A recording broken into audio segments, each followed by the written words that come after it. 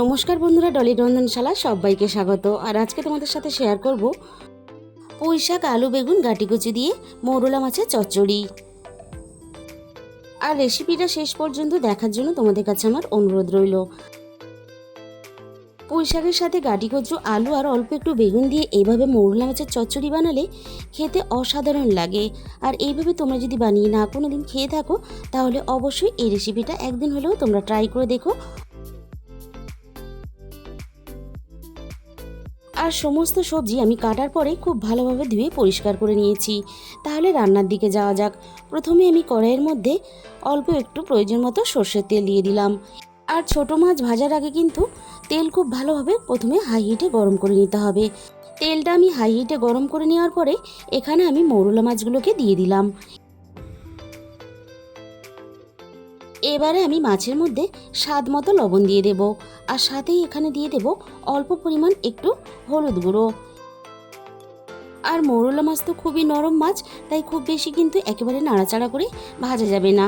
খুব বেশি নাড়াচাড়া করে ভাজতে গেলে তাহলে কিন্তু ঘেটে যাবে। আমি এবারে লবণ হলুদটাকে হালকা হাতে নাড়াচাড়া করে মিশিয়ে দিয়ে মৌরলা মাছগুলোকে একটা সাইড খুব ভালোভাবে ভাজা হতে দেব। আর মৌরলা মাছগুলো এদিকে ভাজা হতে থাক, আমি এবার একটা মশলা বানিয়ে নেব। আর আমি কিন্তু শিলপাটাতেই মশলাটাকে বেটে নেব। এর জন্য আমি শিলপাটার মধ্যে 1 ইঞ্চি পরিমাণ আদা নিয়ে নিলাম। আর এখানে নিয়ে নিলাম কাঁচা 1 চামচ পরিমাণ গোটা জিরে আর কাঁচা 1 চামচ পরিমাণ গোটা ধনে। এবার আমি সামান্য পরিমাণ জল ছড়া দিয়ে আমি শিলপাটাতে মশলাটাকে বেটে নেব। আমি এখানে শিলপাটাতে মশলাটাকে বেটে নেব। তোমরা কিন্তু চাইলে মিক্সিতেও এই মশলাটাকে বেটে নিতে পারো। আর এইভাবে কাঁচা মশলা বেটে রান্না করলে রান্নার স্বাদ কিন্তু অসাধারণ হয়। আর তোমরা যখন এই রেসিপিটা ট্রাই করবে অবশ্যই এইভাবে কাঁচা মশলা বেটে রান্নাটা করার চেষ্টা করবে। এই রান্নার স্বাদ ভাজা মশলার স্বাদের থেকে অনেক বেশি ভালো হয়। তোমরা যখন রান্নাটা করবে তখন তোমরা বুঝতে পারবে। সমস্ত মশলা আমি খুব ভালোভাবে বেটে রেডি করে নিলাম। এবার আমি একটা বাটির মধ্যে তুলে নেব। আবারও আমি রান্নার দিকে চলে এসেছি। মাছগুলোর একটা সাইড খুব ভালোভাবে ভাজা হয়ে যাওয়ার পরে এবারে আমি উল্টে পাল্টে নাড়াচাড়া করে খুব সুন্দর করে লালচে করে মাছগুলোকে ভেজে নেব। অনেক সময় মৌরলা মাছ ভাজতে গেলে ভেঙে যায় বা ঘেটে যায়, তাই মৌরলা মাছ যখনই ভাজবে এইভাবে হাই ফ্লেমে তেলটাকে খুব ভালোভাবে গরম করে নেওয়ার পরে ভাজবে, তাহলে কিন্তু একটাও মাছ ভাঙবে না। আমি সমস্ত ভাজা মাছগুলোকে নামিয়ে নিলাম। এবার ওই একই তেলের মধ্যে আরও একটু প্রয়োজন মতো সর্ষের তেল আমি যোগ করে দিলাম।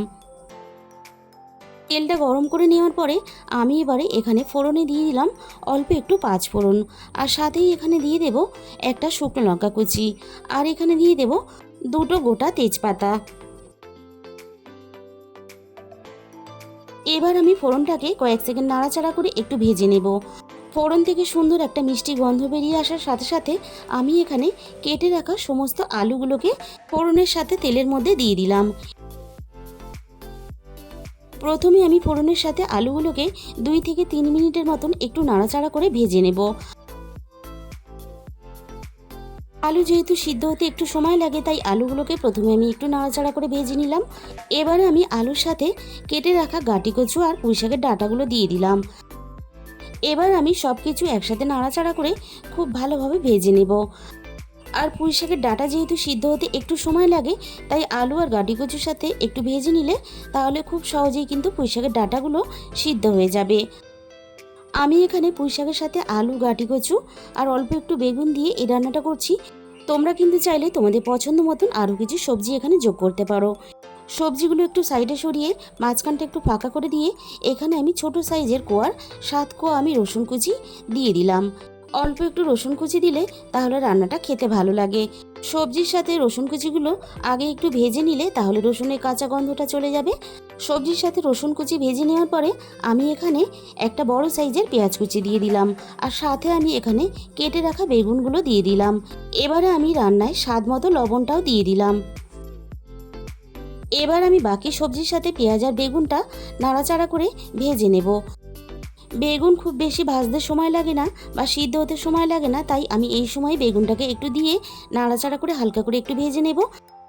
আর পেঁয়াজও কিন্তু আমি খুব বেশি একেবারে মুচমুচে করে লালচে করে ভাজবো না, তাহলে রান্নার স্বাদটা নষ্ট হয়ে যাবে। সমস্ত সবজির সাথে পেঁয়াজ দেখো আমি একটু নরম করে ভেজে নিয়েছি। এবার আমি বেটে রাখা মশলাটাকে দিয়ে দিলাম, আর এখানে দিয়ে দিলাম অল্প একটু শিল দেওয়া মশলার জল।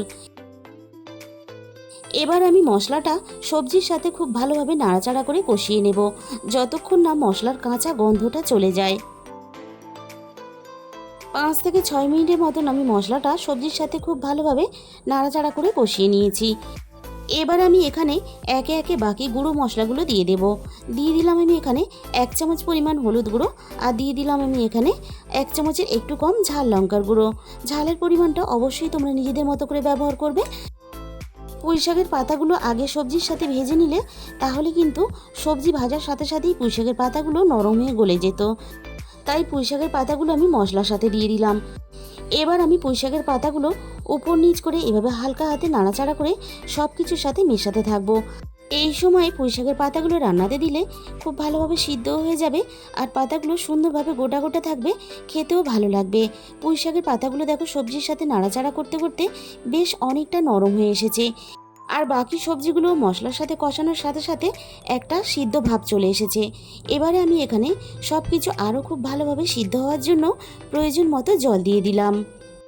এবারে আমি জলের সাথে সব কিছু নাড়াচাড়া করে খুব ভালোভাবে মিশিয়ে দেব। আর এইভাবে গাঁটি কচু, আলু, বেগুন, পুঁইশাক দিয়ে মৌরলা মাছ শুধু নয়, অন্য যে কোনো ছোটো মাছ রান্না করলে এতটাই টেস্টি হয় যে আর কোনো কিন্তু ডাল তরকারির প্রয়োজনই হয় না।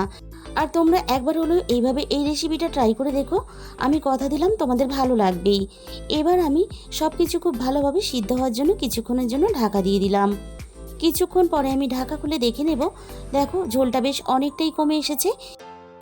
আবারও আমি সব কিছু একটু নাড়াচাড়া করে রান্না করে নেব। আর এই রান্নাটা কিন্তু আমি খুব বেশি একেবারে শুকনো শুকনো করে করব না, একটু রস রস রেখে রান্নাটা করব, তাহলে খেতে ভালো লাগবে। আর পুঁইশাকের ডাঁটা, গাঁটি কচু, আলু সব কিছু খুব ভালোভাবে সিদ্ধ হয়ে গেছে, সেটা কিন্তু তোমরা দেখেই বুঝতে পারছো। এবার আমি এখানে ভেজে রাখা মৌরলা মাছগুলোকে দিয়ে দিলাম। আর মৌরলা মাছ কখনোই কিন্তু সবজি সিদ্ধ হওয়ার আগে দেবে না, তাহলে মাছগুলো ভেঙে গিয়ে রান্নার সাথে ঘাঁটা ঘাঁটা হয়ে যাবে, আর মাছের সমস্ত কাঁটাগুলো রান্নার সাথে মিশে যাবে। আমি এখানে মৌরলা মাছগুলো দেওয়ার পরে মিনিট 2-1 মতো রান্না করে নিলাম। তাহলে বন্ধুরা, আজকের এই গাঁটি কচু পুঁইশাক দিয়ে মৌরলা মাছের রেসিপিটা কেমন লাগলো অবশ্যই কমেন্টের মাধ্যমে জানিও। আর রেসিপিটা ভালো লাগলে প্লিজ একটা ভিডিওতে লাইক করে দিও, আর প্রচুর প্রচুর নিজেদের বন্ধুদের মধ্যে শেয়ার করে দিও। আর যে সমস্ত বন্ধুরা এখনও পর্যন্ত আমার চ্যানেলটাকে সাবস্ক্রাইব করনি, এরকম অনেক নতুন নতুন ঘরোয়া রেসিপি পেতে অবশ্যই আমার চ্যানেলটাকে সাবস্ক্রাইব করে পাশে থাকা বেল আইকনটা অল করে দিও, তাহলে আমি যখনই কোনো নতুন রেসিপি আপলোড করব সবার আগে তোমার কাছে পৌঁছে যাবে। আর তোমাদের মূল্যবান সময় দিয়ে রেসিপিটা শেষ পর্যন্ত দেখার জন্য তোমাদের সবাইকে অসংখ্য ধন্যবাদ। আজকে তাহলে এই পর্যন্ত।